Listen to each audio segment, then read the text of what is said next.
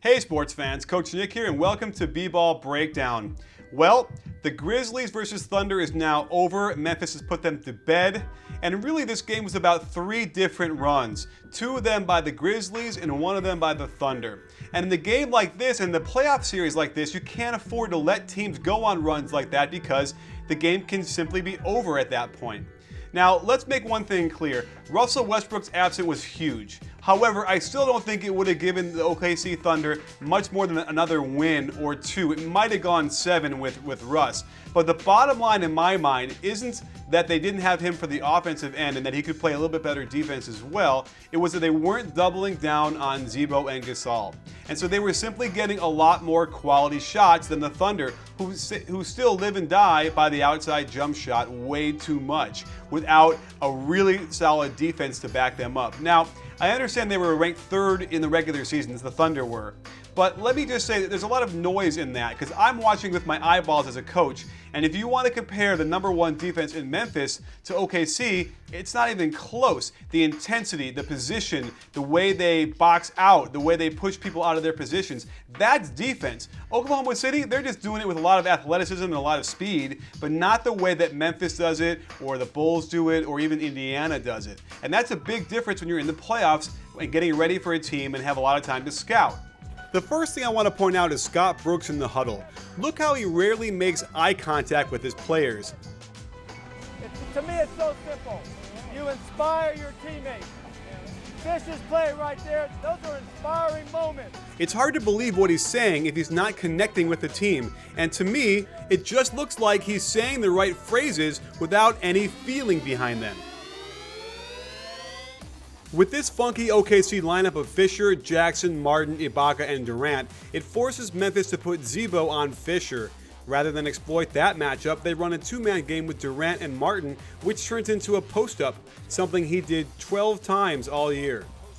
Next, they wisely send Fisher to set a pin down for Durant. Z-Bo has to step up and is way too slow to get back to Fish, but he can't knock down the open look.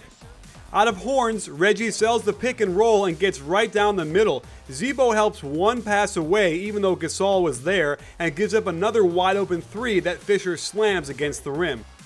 Because Z-Bo foolishly tries to pressure Durant in the backcourt, it confuses the Grizzlies defense and this ends up leaving Kevin Martin all by himself in the left corner.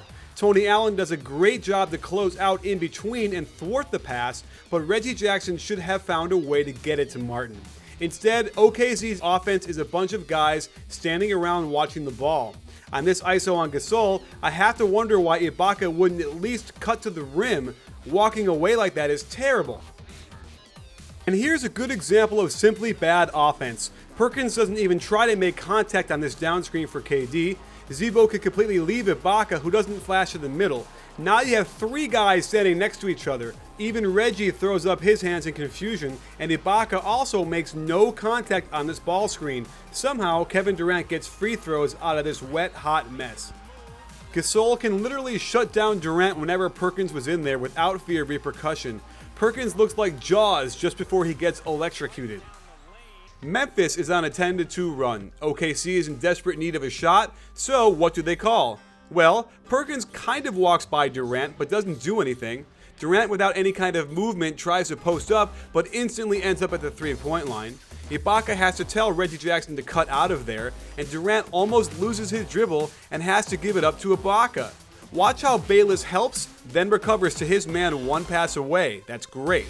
There's Gasol helping off the inept Perkins, Conley expertly rotating down.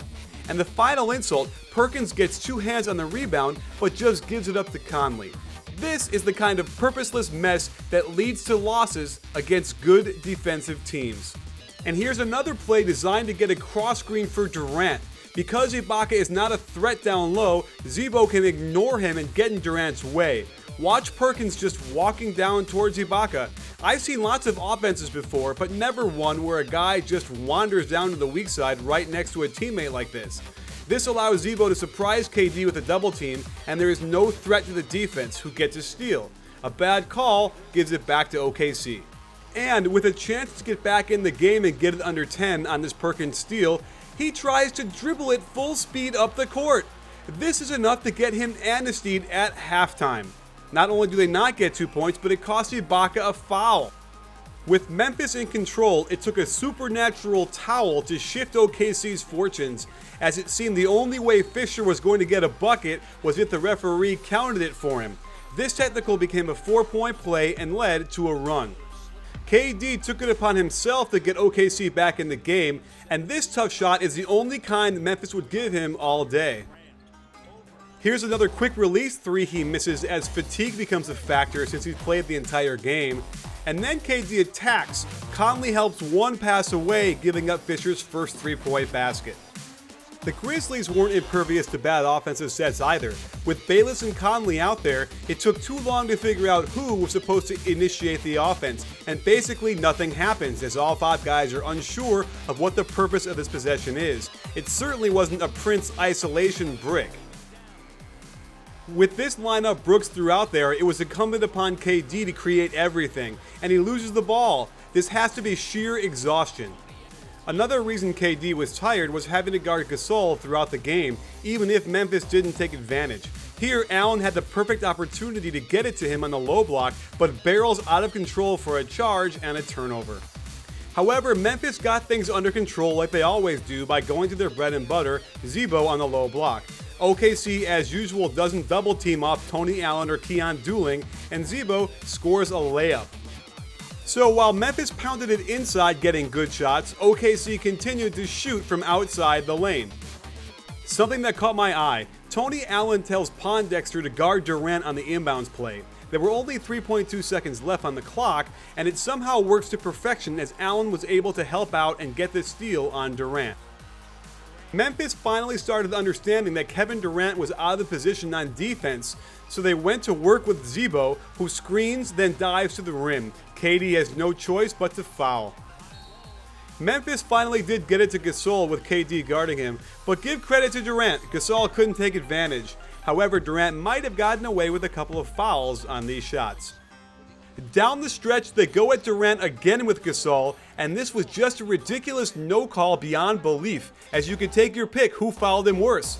However, this shot clock violation allowed Hollins to do something that ended up being unintentional genius. He quickly subbed Randolph out for Tony Allen, since this lineup was small for OKC. While Durant dishes for the dunk, you'll see Ibaka has no idea that his man is now Tony Allen. He actually looks at him down court and then turns away. This allows Tony Allen to get a 3-point play, which ended up being key for the Grizzlies hanging on to win this game. So there you have it, sports fans. Memphis is my dark horse to get out of the West, and you know what? They're matched up perfectly to beat the Heat. You have Tayshaun Prince and Tony Allen, 2 guys that can match up and guard LeBron and Dwayne Wade. And I gotta tell you, if Dwayne Wade isn't more than 85 or 90%, the Heat are going to lose against the Grizzlies because they can shut them down and get enough shots down low in the paint. I would shudder to think if LeBron hasn't been getting many fouls called on him, guess what's gonna happen if he has to guard Zebo or he has to guard Marc Gasol? He's gonna get some fouls, folks. So stay with us. We got lots more coming up. Sunday we have a post-game show, and then when we get to the conference finals, we'll have a post-game show after every game. So don't miss that. And thanks for joining us on B-Ball Breakdown, because we're not a channel, we're a conversation. You in?